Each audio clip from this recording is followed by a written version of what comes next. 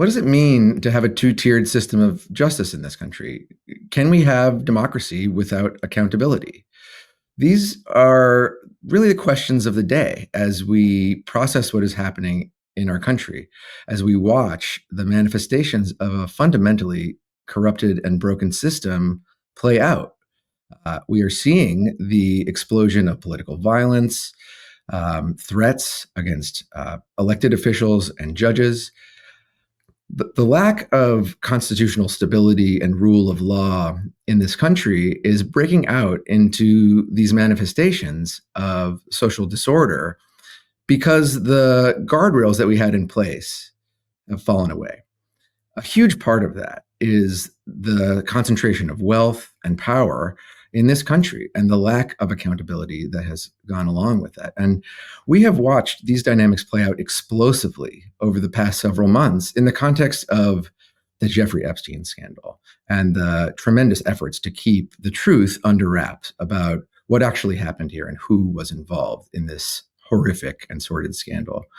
And to dig into the resonance and the importance of this story and what it means about our country, I'm so thrilled to be joined by Julie K. Brown, an investigative reporter with the Miami Herald down in Miami, who is the person that broke this story open. She found she figured out that that Alex Acosta, the U.S. attorney down in Florida, had brokered this sweetheart deal to keep Jeffrey Epstein and all the people that he was working with on this, sex trafficking ring out of accountability, to keep them from justice, from being held accountable.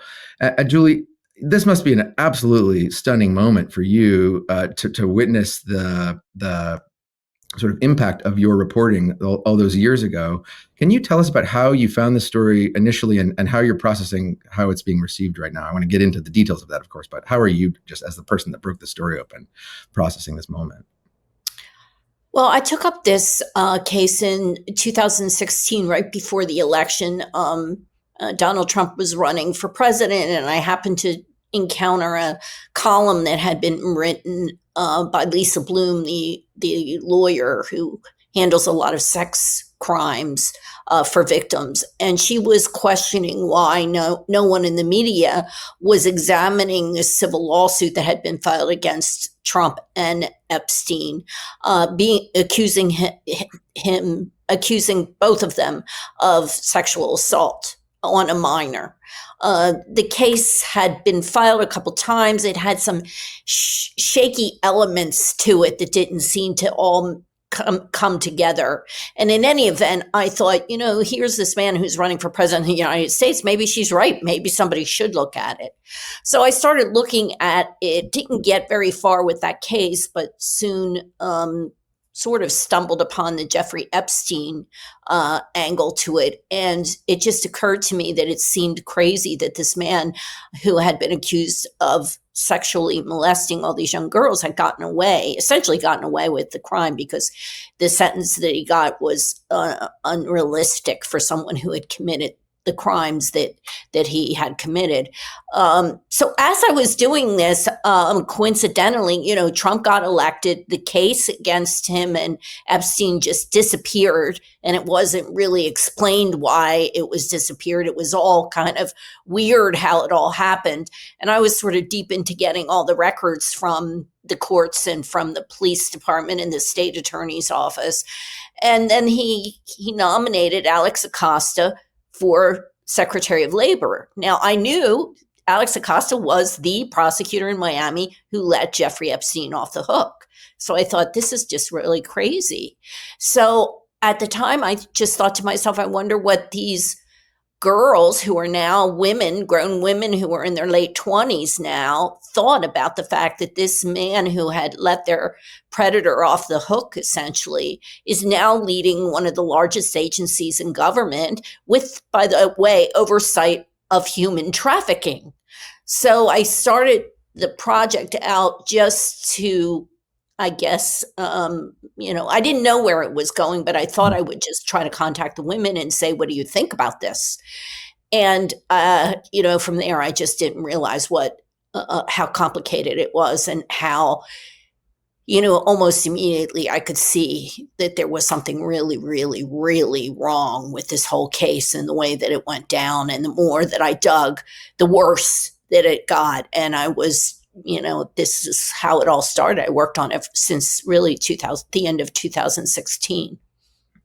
And I'm so glad you brought up the victims, and the way you centered them in the book is just so vital, because that's the thing about this, right? That's the other side of the coin of the lack of accountability for the villainous actors, is the lack of justice for the victims, and it's their stories and their experiences and their trauma that gets buried, right? This is what we experienced when we were working on the Kavanaugh confirmation. You and I were speaking about it briefly before we started taping, but as a counsel on the Senate Judiciary Committee, we could see this orchestrated government cover-up between the FBI and the White House and the Senate Judiciary Committee Republicans to bury this evidence and to deny these women their truths. These victims, their very truths and humanities ultimately. And I think it's also a sort of a microcosm of these broader dynamics of government capture by these kind of elite interests that think that they can do anything, right? Like the Supreme Court justices who were never held to account for their law breaking. Or Trump here. And so I'm really curious about your perspectives. This story has obviously taken on huge life within the right-wing movement, the MAGA movement, QAnon. I think probably initially around a lot of focus on Bill Clinton's relationship with Jeffrey Epstein. But how are you thinking about this in this moment, as it seems like, of course, Epstein's network entangled Trump and many other MAGA-aligned folks? Well, I've always said from the very beginning, as you can imagine, a lot of people are always trying to pigeonhole me to say whether, this is a story that it involves, whether it's conservative people or liberals. Look, there were bad people on both sides of the political aisle with this story. The sad part about it is when you focus on the politics instead of the crime. This was a crime. It doesn't matter who committed this. They should be held accountable. And that's part of the problem. Also, I think, in this particular case, the Justice Department was heavily, manned by men, and unfortunately, in this case, many of them did not see this as a serious crime. They treated the victims like they were prostitutes. But it's very important for the public to understand something about this case. Yes, the girls got money for what they were doing, but this was not a case where Epstein or anyone approached them and said, "We want to have sex with you in exchange for money." That's prostitution. What they did was they reached out to underage girls, very young, 14 years old, and they said, "Do you want to make some extra money?" Or they said, poor girls, some of them homeless, or they said, "I have a man that's going to help you get into modeling school. You're beautiful." And what they said was, "We will pay you to give this man a massage." They didn't say to have sex. So these girls were walking into a situation where they thought they were actually just going to give a man a massage and get a couple of $100s. So that is fraud, and that is coercion, which is part of the sex trafficking statute. So these girls were pulled into this under fraudulent circumstances. They were made promises, and once they got in, it was very hard for them to get out. Just horrifying. So now here we are, and this story has taken on obviously new life, and we've learned more. And the Trump regime and Trump himself, I think, has sort of bungled its handling of this. How do you what's your take on how this has kind of proceeded through this year and the dynamics within the Republican Party, Trump's vulnerabilities on this? And, I think even now we're taping this here on September 24th.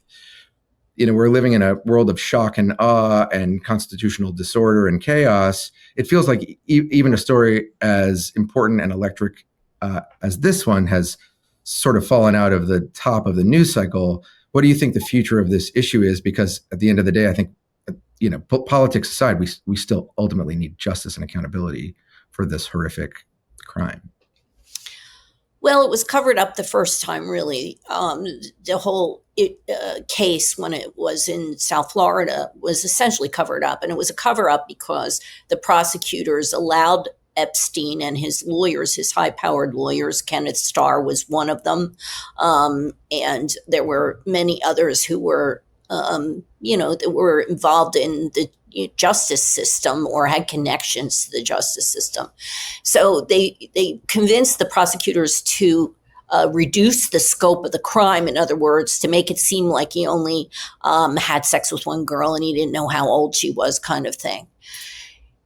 To this day, they are still doing almost the same thing. They're really trying to cover up this crime. You heard the Attorney General, Kash Patel, say in front of the Congressional Committee the other day that there is no credible evidence that that Epstein had sex trafficked anyone other than women to himself. To himself, right. And that's absolutely not true. I know of women who have told me that they were trafficked to high power men. They are scared to death because of this cover up.